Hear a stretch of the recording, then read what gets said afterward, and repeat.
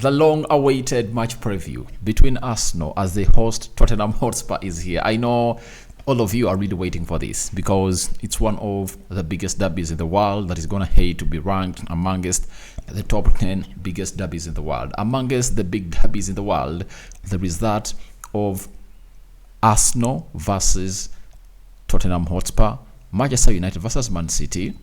There is that of Borussia Dortmund versus Bayern Munich. There is another derby in Brazil. It's Santos against which other team? I've gonna hate to forget its name. There is even another biggest derby that is gonna hate to be noticed in Africa. It's in Egypt, Zamalek versus El Ahly. It's another one that is gonna hate to make the list. But this one between Arsenal and Spurs is really one of the longest derbies that are gonna hate to exist in the game of football. It's known as the North London Derby because Arsenal and Spurs are found in North London. That is it. So we are here to obviously break down how we think this game is going to go and who has what and who is ahead of the other. So Rokani David is my name. This is the Rokani Media Football YouTube channel. That's why I call you to subscribe to this channel so as not to miss out on stories that we do upload in here on a daily.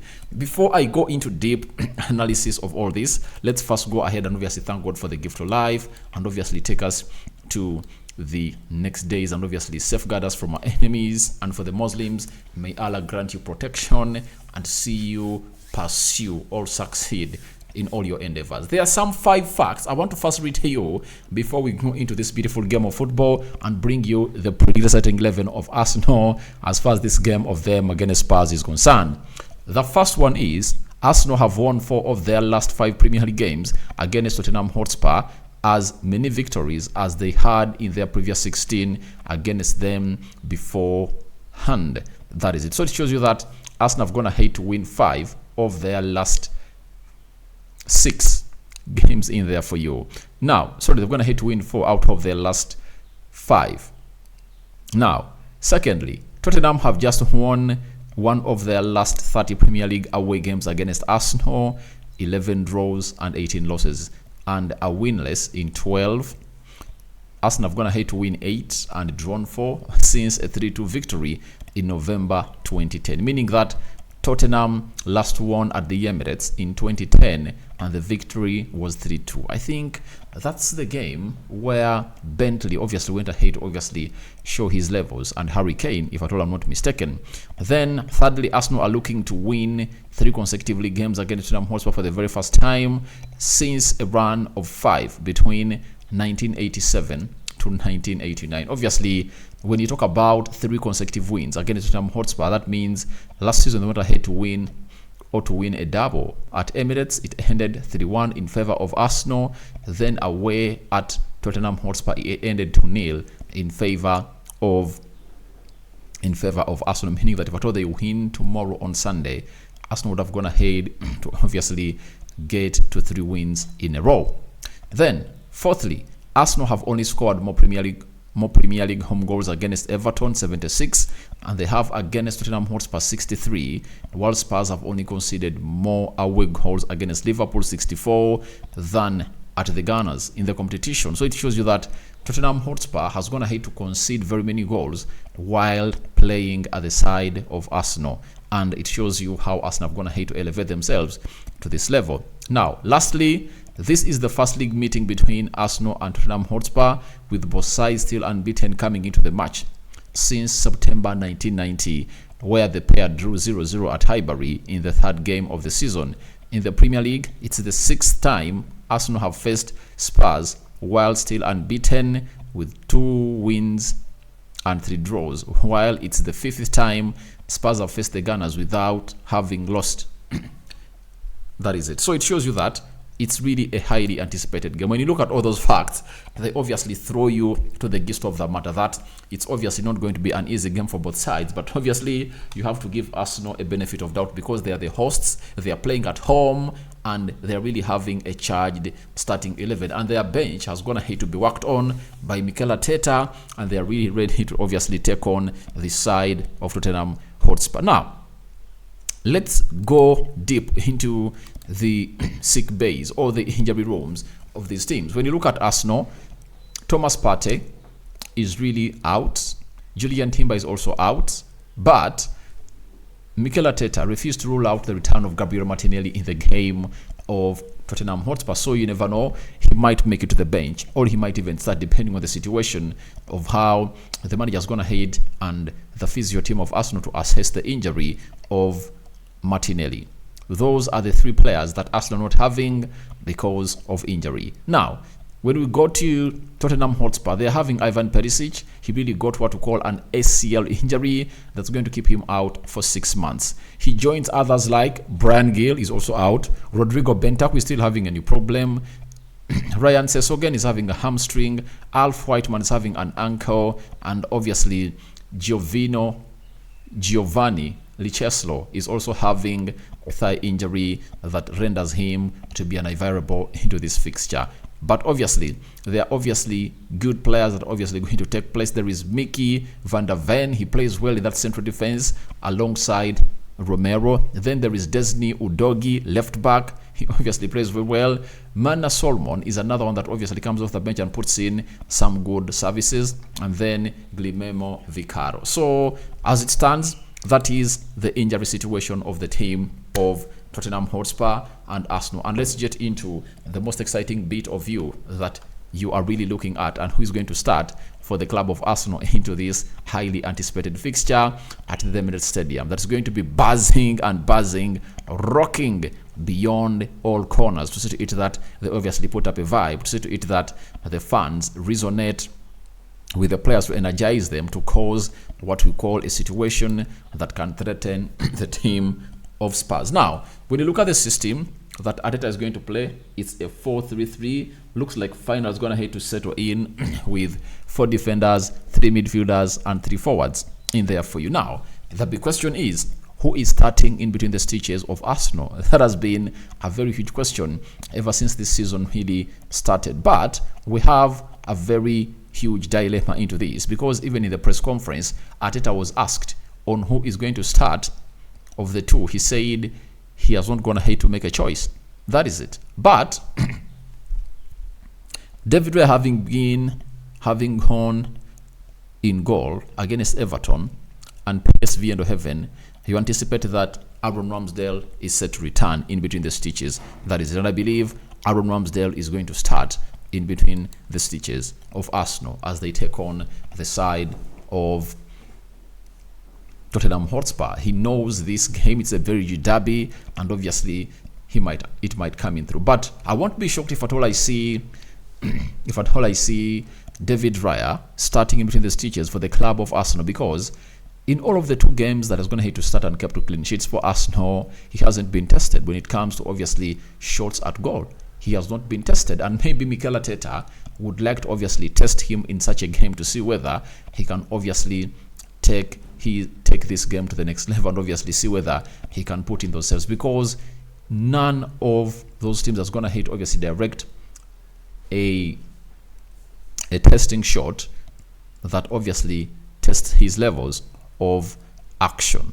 So we wait and see who comes in between the stitches, but my mind is telling me Aaron Ramsdale. But if at all you see to it that Aaron Ramsdale has been benched for a 3rd game in a row, and David Raya is going to hate to start in between the stitches, that will be a confirmation that we got from John Cross that David Raya is set to be the first choice goalkeeper of Arsenal. And that might be the end of Aaron Ramsdale at the club of Arsenal, because Arteta believes in having players who are really good at being ball-playing goalkeepers. So that game of Tottenham Hotspur is obviously going to mean a lot on the future of Aaron Ramsdale at the club of Arsenal. If he happens not to start that game and he's given the Carabao Cup game to start, that won't be good news to all the people that love Aaron Ramsdale at Arsenal. But we'll wait and see how that really formulates. Then we go to the right back, Tomiyasu, Cedric Soares, and Ben White.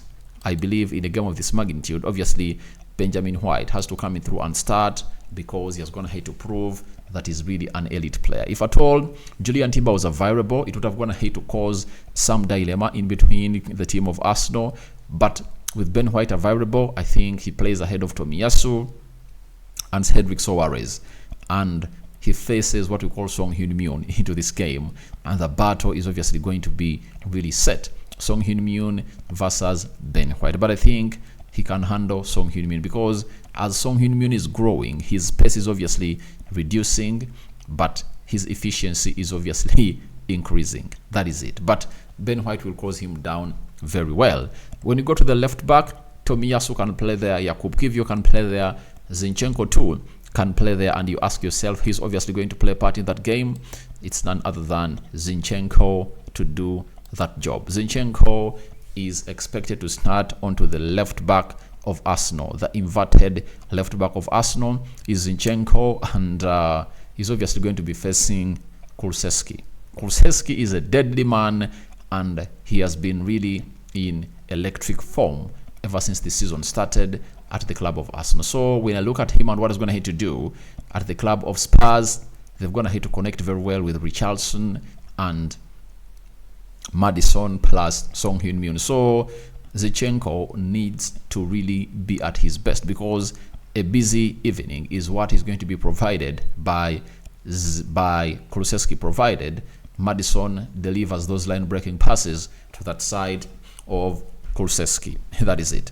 The central defense, we all know how it's going to stand. It's William Saliba, right-sided centre-back. There for you, the man is continuing to do things that are not of his age. He's showing us that he's more than ready to really be the best central defender in the world. Left side, Gabriel Magalhaes coming in through to obviously face Richarlison into this mix. Fellow countrymen, and obviously they're going to face one another. When you look at that central defense, I think they can obviously mark Richarlison out of the game. But for Richarlison, it's obviously going to be a very huge question mark on whether he's going to start in this game or not, because the previous game, Richarlison never started. He never started. But we know the reason. That was given that he had a little bit of a knock when they were taking on a certain, was it Bolivia and Peru in Brazil.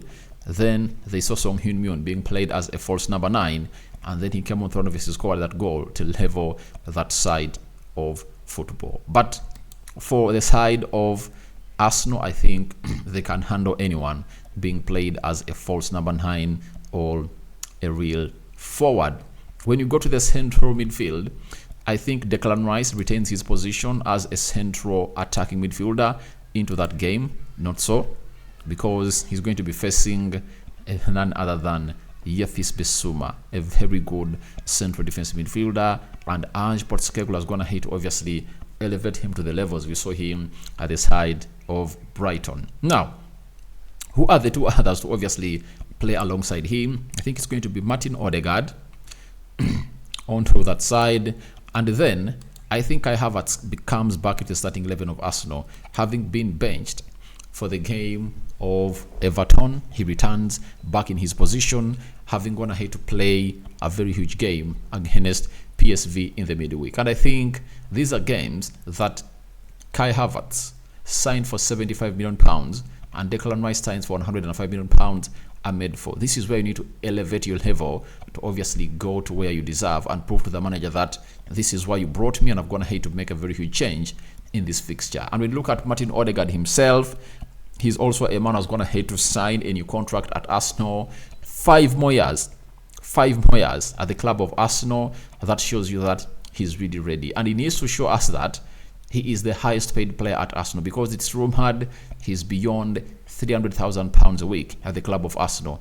That is Martin Odegaard. So he should really increase the level. Having gone ahead to play to get the deal, he has gone ahead to get it, but he needs to act better and better and better as far as this deal is concerned, because if he doesn't obviously give his levels as far as his talent is concerned, we'll obviously speculate and allege that maybe he was playing for the contract, and after getting it, he really down tools at the club of Arsenal. That is the midfield 3 of Arsenal, meaning that they're going to be facing Yefis Bissouma, right, Paul Metassar and James Maddison. That is a very good midfield to obviously take on the side of Tottenham Hotspur. And we know that their chemistry is building game in, game out, because the two of those players were not there at Arsenal last season, and that's why Odegaard is trying to obviously get to know Rice and Kai Havertz better. Now, the forwards for this game, right forward, no doubt Bukayo Saka coming through in the midweek, having gone ahead to obviously score a very beautiful goal against PSV and created one. Remember, over the weekend, he had gone ahead to create one goal, and it shows you that Bukayo Saka is really on fire. Udogie is obviously going to face Bukayo Saka at the Emirates, and it's going to be a very huge battle to face.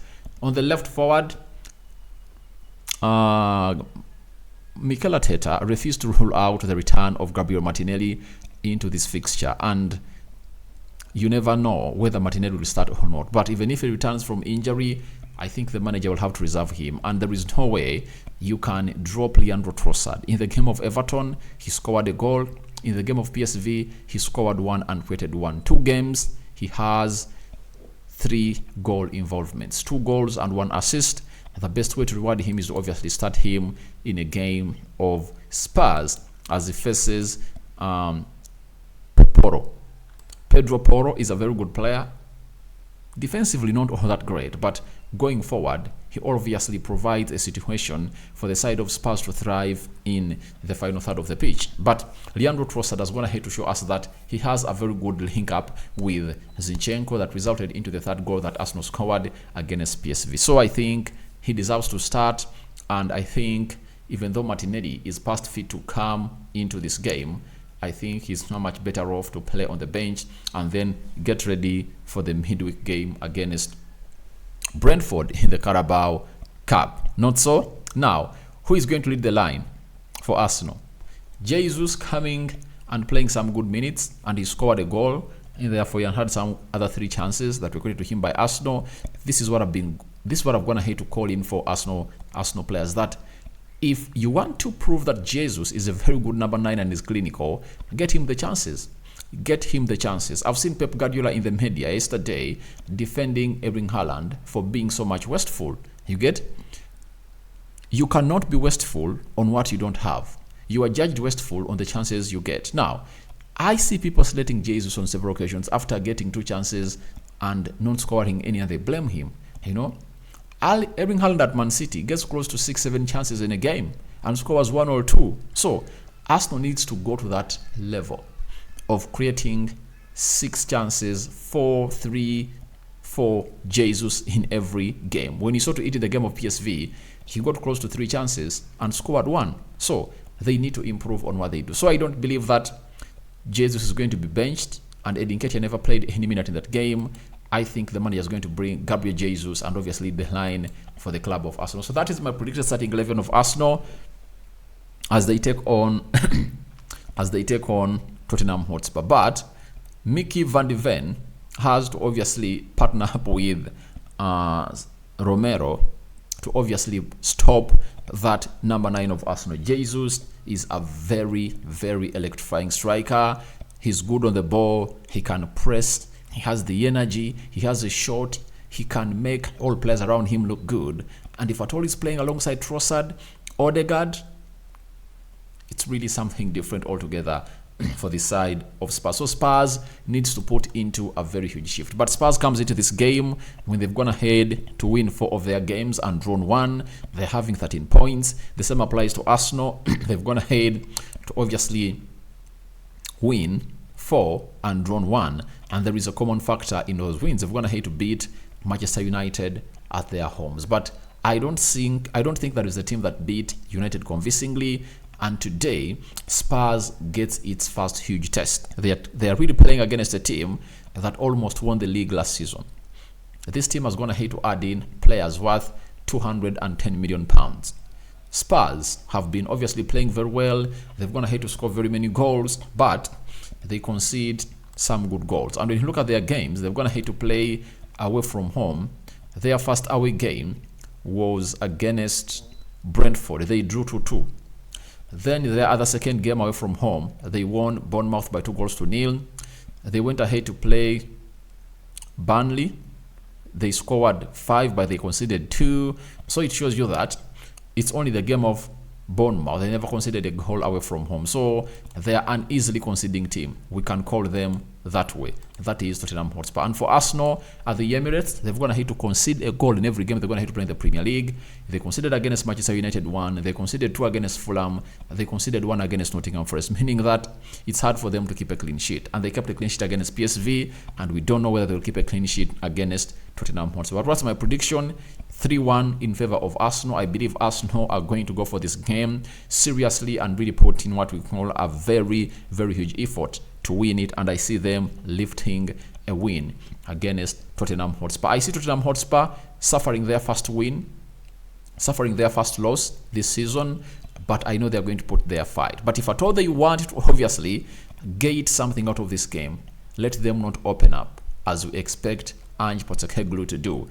He needs to obviously try to alternate into his tactics to obviously suit that of Arteta. But even if he parks the bus, Arsenal will open up that bus, because the team that's going to have to really give Arsenal hardship was Manchester United. But they went ahead and won it in the last minutes of the game. So Spurs needs to look through themselves, and let's wait and see how that really happens. But thank you for watching it through. This is Rokani David. Tell me your thoughts about Arsenal versus Tottenham Hotspur. I've given you my prediction, my predicted starting 11. So tell me what your prediction is.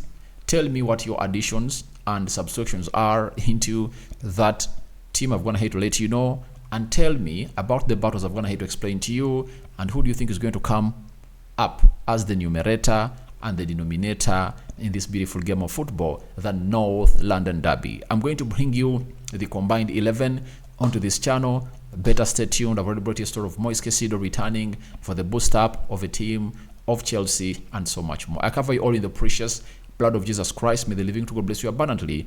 The Muslim viewers and subscribers, Barakallahu Fikum. It's a Saturday. Premier League football returns. From the Champions League, we are playing Premier League football. Remember, Arsenal had not been playing the Champions League for several seasons, and Spurs has been hosting Champions League nights in North London. And this season, it's Arsenal hosting them at the Emirates, and the North London is not even into the side of Europe. For Arsenal, they used to play in the UEFA Europa League back then, but they are back to where they belong. Guys, see you in a Giphy. Good morning. I'm out.